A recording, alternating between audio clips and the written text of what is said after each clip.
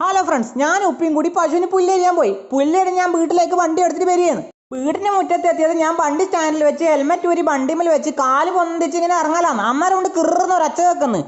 ഞാൻ മണങ്ങി നോക്കി, ഒന്നും കാണുന്നില്ല. വണ്ടിമേലുള്ള പുല്ലെടുത്ത് ഞാൻ ചുമലിട്ട് നേരെ ആലയെ കൊണ്ടച്ച്. അന്നേരം കൊണ്ട് പാൻറ് ഊരിപ്പോന്ന പാൻറ് ഞാൻ കയറ്റിയിട്ട് എന്നിട്ട് പൊരനുള്ളിൽ കയറിയിട്ട് ഒരു ലുങ്കി എടുത്ത് പുറത്തേക്ക് വന്ന് ലുങ്കി കൊടുത്ത് പാൻറ് ഊരി എന്നാ പറ്റിയെന്ന് നോക്കി. അന്നേരം കൊണ്ട് പാൻറിന് വലിയൊരു ഓട്ടന്റെ വലിപ്പം നോക്കാൻ വേണ്ടി ഞാൻ ആദ്യം കൈയിട്ട് നോക്കി, പിന്നെ കാലിട്ട് നോക്കി. വലിയ ഓട്ട തന്നെ. ഞാൻ ആ പാൻറ്റും ചുമലിട്ട് ഉള്ളിലേക്ക് പോയി.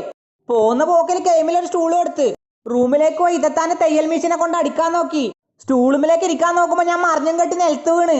സ്റ്റൂള് ബെൽച്ച് വെച്ച് ഞാൻ അയിമിലിരുന്നിട്ട് രണ്ടാമത് അടിക്കാൻ നോക്കി. തയ്യൽ മെഷീൻ ചോട്ടുമ്പോൾ അടിയിലെ ചക്രം മാത്രമേ കറങ്ങുന്നുള്ളൂ, മുകളിലെ ചക്രം കറങ്ങുന്നില്ല. എന്താ നോക്കുമ്പോൾ അതിൽ നൂലില്ല. അത് പൊട്ടിപ്പോയിന്. ഞാനാകെ ബേജാറായി.